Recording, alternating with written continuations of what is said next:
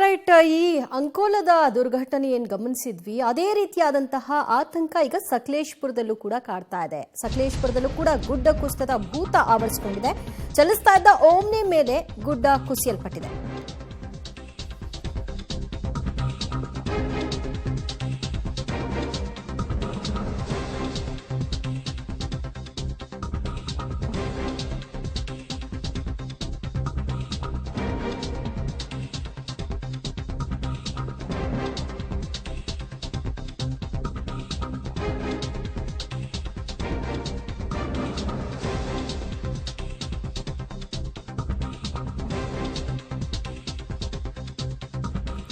ಅಂಕೋಲ ಬಳಿಕ ಈಗ ಸಕಲೇಶಪುರದಲ್ಲೂ ಕೂಡ ಗುಡ್ಡ ಕುಸಿತದ ಭೀತಿ ಮನೆ ಮಾಡಿದೆ. ಓಮ್ನಿ ಮೇಲೆ ಗುಡ್ಡ ಕುಸಿದಿದೆ.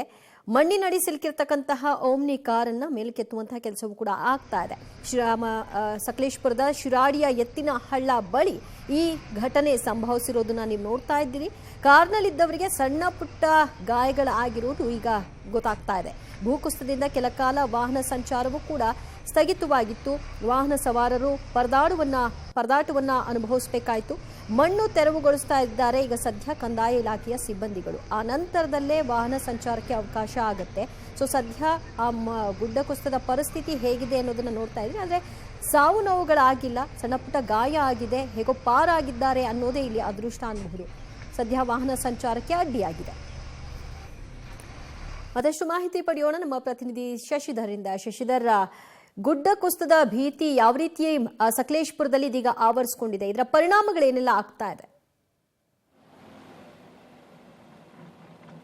ದಿವ್ಯಜ್ಯೋತಿ, ಹಾಸನ ಜಿಲ್ಲೆಯಲ್ಲೂ ಸಹ ಕಳೆದ 5 ದಿನಗಳಿಂದ ಧಾರಾಕಾರವಾಗಿ ಮಳೆ ಆಗ್ತಾ ಇದೆ. ಅದರಲ್ಲೂ ಮಲೆನಾಡು ಭಾಗವಾದಂತಹ ಸಕಲೇಶಪುರದಲ್ಲಿ ಎಡೆಬಿಡದೆ ಸುರಿತಾ ಇರತಕ್ಕಂತಹ ಮಳೆಯಿಂದಾಗಿ ಸಾಕಷ್ಟು ಅವಘಡಗಳು ಸಂಭವಿಸಿದೆ. ಶಿರಾಡಿಘಾಟ್ ರಸ್ತೆಯಲ್ಲಿ ಇಂದು ಮುಂಜಾನೆ ಎತ್ತಿನಹಳ್ಳಿ ಸಮೀಪ ಚಲಿಸುತ್ತಿದ್ದಂತಹ ಓಮಿನಿ ಕಾರ್ ಮೇಲೆ ಗುಡ್ಡ ಕುಸಿದಿದ್ದು ಅದೃಷ್ಟವಶಾತ್ ಓಮಿನಿ ಕಾರ್ನಲ್ಲಿದ್ದ 4 ಪಾರಾಗಿದ್ದಾರೆ. ಅದರಲ್ಲಿ ಶರವತ್ ಎಂಬುವರಿಗೆ ತೀವ್ರ ಸ್ವರೂಪವಾದಂತಹ ಒಂದು ಗಾಯಗಳಾಗಿದೆ. ನೀವು ದೃಶ್ಯದಲ್ಲಿ ಗಮನಿಸಬಹುದು. ಇದೇ ಶಿರಾಡಿಘಾಟ್ 75 ಬೆಂಗಳೂರು ಮಂಗಳೂರು ಸಂಪರ್ಕ ಕಲ್ಪಿಸುವಂತಹ ಒಂದು ರಸ್ತೆ.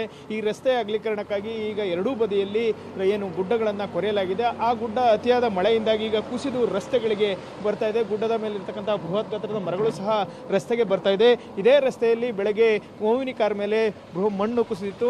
ಆ ಮಣ್ಣು ಕುಸಿದಂತ ಸಂದರ್ಭದಲ್ಲಿ ಆ ಸುದ್ದಿ ತಿಳಿದು ಗುತ್ತಿಗೆದಾರ ಅಖಿಲೇಶ್ ಎಂಬುವರು ಅವ್ರನ್ನ ವಿಚಾರಿಸಲಿಕ್ಕೆ ಬಂದಿದ್ದಾರೆ. ಆ ಸಂದರ್ಭದಲ್ಲಿ ಅವ್ರ ಮೇಲೂ ಸಹ ಮಣ್ಣು ಕುಸಿದು ಅವರು ತೀವ್ರ ಸ್ವರೂಪವಾಗಿ ಗಾಯಗೊಂಡಿದ್ದಾರೆ. ಒಬ್ಬರಿಗೆ ಸಕಲೇಶಪುರ ಆಸ್ಪತ್ರೆಯಲ್ಲಿ ಚಿಕಿತ್ಸೆಯನ್ನು ಕೊಡ್ತಾ ಇದ್ದಾರೆ, ಮತ್ತೊಬ್ಬರಿಗೆ ಹಾಸನ ಆಸ್ಪತ್ರೆಯಲ್ಲಿ ಚಿಕಿತ್ಸೆಯನ್ನು ಕೊಡ್ತಾ ಇದೆ. ಮಳೆ ಈಗಲೂ ಸಹ ಮುಂದುವರೆದಿದೆ. ಮಧ್ಯಾಹ್ನದವರೆಗೂ ಶಿರಾಡಿಘಾಟ್ ರಸ್ತೆಯಲ್ಲಿ ಸಂಚಾರವನ್ನು ಸಂಪೂರ್ಣವಾಗಿ ಬಂದ್ ಮಾಡಲಾಗಿತ್ತು. ಅಲ್ಲದೆ ಏನು ಮಣ್ಣು ಕುಸಿತು ಆ ಜಾಗದಲ್ಲಿ ಪೊಲೀಸರು ಇರ್ಬೋದು, ಕಂದಾಯ ಇಲಾಖೆಯ ಸಿಬ್ಬಂದಿ ಇರ್ಬೋದು, ಹಾಗೆ ಏನು ಕಾಮಗಾರಿಯನ್ನು ಮಾಡ್ತಾರೆ ಅವರೆಲ್ಲರೂ ಸಹ ಮಣ್ಣನ್ನು ತೆರವನ್ನ ಮಾಡಿ ಈಗ ವಾಹನಗಳ ಓಡಾಟಕ್ಕೆ ಅನುವು ಮಾಡಿಕೊಟ್ಟಿದ್ದಾರೆ. ಆದರೂ ಸಹ ಮಳೆ ಹೆಚ್ಚಾಗಿ ಸುರಿತಾ ಇರೋದ್ರಿಂದ ಮತ್ತಷ್ಟು ಭೂಕುಸಿತವಾಗುವಂತಹ ಸಾಧ್ಯತೆ ಹೆಚ್ಚಾಗಿದೆ. ಹೀಗಾಗಿ ಏನು 5 ದಿನಗಳಿಂದ ಹಾಸನ ಜಿಲ್ಲೆಯಲ್ಲಿ ಸುರಿತಾ ಇರತಕ್ಕಂಥ ಮಳೆಯಿಂದಾಗಿ ಸಾಕಷ್ಟು ಅನಾಹುತಗಳು ಅವಘಡಗಳು ಸಂಭವಿಸ್ತಲೇ ಇದೆ. ಶಿರಾಡಿಘಾಟ್ ರಸ್ತೆಯಲ್ಲಿ ಈಗ ಸದ್ಯ ಎಲ್ಲ ರೀತಿಯ ವಾಹನಗಳ ಓಡಾಟಕ್ಕೆ ಅನುವನ್ನು ಮಾಡಿಕೊಡಲಾಗಿದೆ. ಆದರೆ ಮಳೆ ಮುಂದುವರಿತಾ ಇರುವ ಪರಿಣಾಮ ಮತ್ತಷ್ಟು ಭೂಕುಸಿತವಾಗುವಂತ ಒಂದು ಸಾಧ್ಯತೆ ಹೆಚ್ಚಾಗಿದೆ. ದಿವ್ಯಜ್ಯೋತಿ, ಓಕೆ, ಆ ಕಾರ್ನಲ್ಲಿದ್ದವರು ಯಾರು, ಎಲ್ಲಿಯವರು, ಇದರ ಬಗ್ಗೆ ಮಾಹಿತಿ ಲಭ್ಯವಾಗಿದೆಯಾ? ಅವ್ರನ್ನ ಹೆಚ್ಚಿನ ಚಿಕಿತ್ಸೆಗೆ ಏನಾದರೂ ಆಸ್ಪತ್ರೆಗೆ ದಾಖಲು ಮಾಡಬೇಕಾದಂತಹ ಪರಿಸ್ಥಿತಿ ಇದೆಯಾ, ಹೇಗೆ?